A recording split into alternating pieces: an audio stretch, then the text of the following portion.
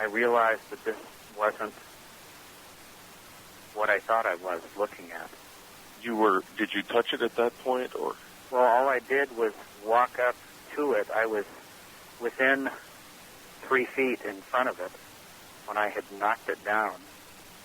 And at that point, once I realized that this wasn't a mask, it wasn't human, but it was human looking. It was human in size. It was human in the dimensional shape. It seems on the pictures on Art's website to look as if it's wearing something. Yes, that was one I was going to get to. The head, the shots of the head of the alien are very clear, and they move down into what almost appears to be some kind of black cloth or clothing. Can you? It was a black type of suit made of some type of material, but nothing that I had ever seen. Almost a tight-fitting body wrap type of material, almost like spandex. Was it a tailored suit or more like, or what? It was tight-fitting, tight, all the way tight against its neck, torso, legs, feet, all one piece, as far as I could see. Was anything wrong with its neck at the point that it was lying on the ground? Was anything wrong with its neck? Yeah. As in broken? Well, yeah. Not that I could tell at that point. At a later examination, it didn't appear to be broken. Because in one of the photographs, I think the first photograph that's on the website, it sort of appears that there's something wrong with the neck. It's hard to tell if it was broken or not. I just wanted to know. As far as I know, it wasn't. All right. To other examination that happened later. All right. Now, let's get to that. The time passes. Finally, you somehow, I guess, collect your senses and decide what your course of action is going to be. What do, Doctor? Do you walk away?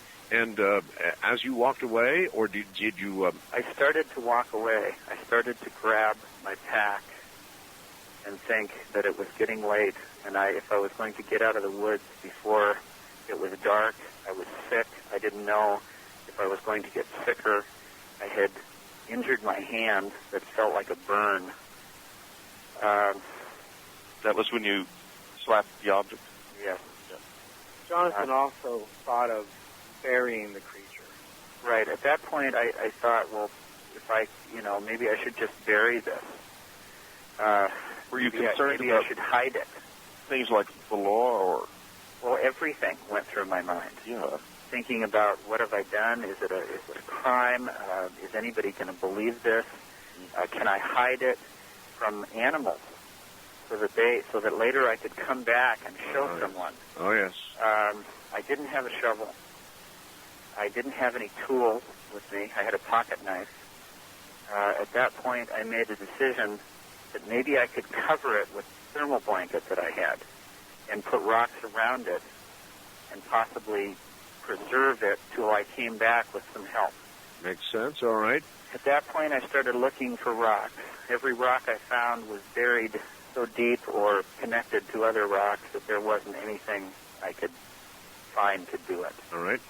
I made a determination that if I rolled it up, if I actually pushed this being into the thermal blanket and rolled it around it, that maybe I could put branches against it or something else. Well, in moving it, I found out that it was extremely light.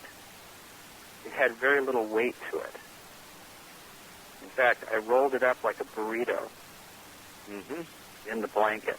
And as I picked it up to carry it, to find some place to put it in the area, I just started walking. So, in other words, it was actually light enough that you could carry it reasonably. It was approximately 50 pounds. There was also a very strange time element involved with contact with the obelisk. Originally, he had ripped his shirt. Something happened with the obelisk. Now, the hours that should have existed no longer existed. In other words, he was there, he knew he was there, or felt he was there for at least 3 hours. But what ended up happening was only a short period of time had gone by. And there was a time where it seemed like he was actually somehow enveloped by the obelisk.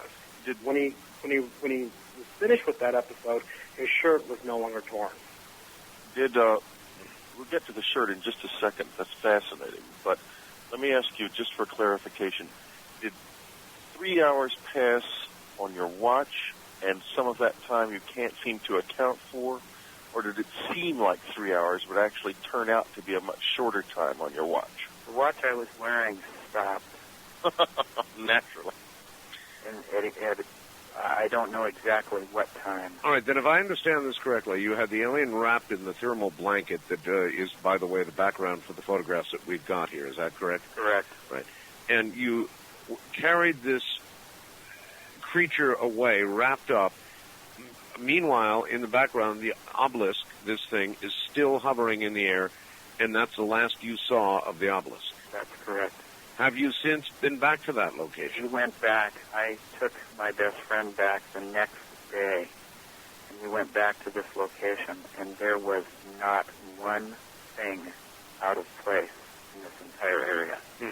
All right, you then hiked. You've got how many hours to get back to your vehicle? About an hour and a half. So you carried this creature for an hour and a half? Yeah, stopping along the way. Stopping occasionally. To think about putting it somewhere, hiding it somewhere. But you kept going? I just kept going. All right, you got the creature into your car.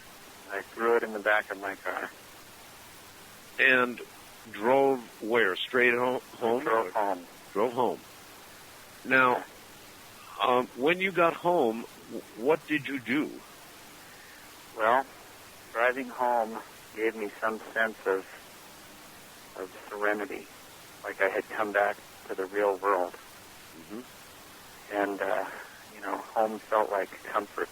Yeah, but with a bit of a souvenir. Right, and when I got home, I sat in my carport, looking in the rearview mirror, seeing the silhouette of my burrito in the back. Burrito. Thinking, what am I going to do with this? Well, I'll bury it tomorrow. Maybe all this is a bad dream. And so after that, I went in the house for a while, and I decided I can't just leave this in my car. I even thought about the fact if somebody broke into my car and found this, that would be a surprise.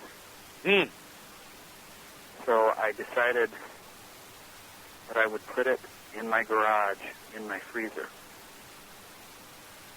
As odd as that sounds, at that point I felt it was a piece of meat, and I needed to put it somewhere out of sight. And I could lock the freezer. Preserve it. So you locked it in your freezer? Yes. Yeah, he really didn't want to bring it into his house. For him, believe me. Looking at it here, I understand that completely. So how long did it spend in your freezer? Till the next morning when I decided to look again. Now, at what point did you bring the video camera out again and the camera and begin to take photographs of this creature? When did that happen? That was approximately 9 hours after after the event, and I had gotten it home. The video, Whitley, and I hope you don't mind, Doctor, my describing. Go right ahead. The video shows the creature wrapped up, as he said, like a burrito, and it actually starts being unwrapped. In other words, he starts unwrapping it. This is now at home. And they go through a series of... was that you in the video, Doctor? Yes. Okay. Opening the mouth, moving the face, moving the head back and forth, opening the eyelids, that sort of examination. It shows that in the video. Who was handling the video camera at that time? I was. Who was? I was. So you must have had it on a tripod or something? Actually, I duct taped the side of a ladder. Okay. And when I shot the section where I showed the wound, I put it on top of a box. On the top of a box, yeah, that's right. It would be fairly close, so it would. That makes sense. So here we are. You've now documented by video and by 35 millimeter photography. The creature and what you call the obelisk, not necessarily, folks, the ship. That was our mistake in interpretation, calling it a ship. It's not necessarily a ship. It was something, an obelisk something. So, Doctor, who did you tell about this? Well, the first thing I did after I got home was try to regain a little composure. And then I sat down and thought about calling my girlfriend, which I called. She wasn't home. And then I called my best friend, and I had left a message with him. I said, call me immediately as soon as you get home. Mm-hmm. He called me later, and I told him to come over because I had something I needed to see him. And I showed him. That must have been some experience for your friend. Yeah, to put it lightly. I was still quite sick at the time, and I think, it was traumatic from every standpoint. Gary was a bit more functional, and Gary was the one that pretty much said this is an alien. It was something that at this time Jonathan absolutely did not want in any way to think of. It's not where he wanted to go. Okay, now we've got another witness, Gary. Somebody named Gary. That's your best friend, right? Gary was my best friend All right. for 15 years. Are you still in contact with Gary? Gary has been missing for the last 2 years. Oh, my. All right. If you're out there, Gary, you know how to get a hold of me. All right. Do you suspect Gary's on the run, has met with foul play? What? I don't know. You don't know? I do know that we went through an enormous amount of incidents after this. What sort of incidents? Incidents where we were trying to find out what to do with this. I was trying to make some sense out of it. I had basically decided that I had killed something, that I could be very, very seriously in trouble. Mm-hmm. Gary kind of took the lead and said, no, this is something else. This is something very important. Mm-hmm. And then I said, well, we need to go to the police. He said, no, we don't. That's the first thing you don't want to do. And then we went down that path of what do we do? Who do we talk to? Sure. We made several phone calls to some of the bigger organizations. Like what? Such as MUFON. MUFON. You called MUFON? Yes. Peter Davenport in Seattle. You called Peter Davenport? Yes.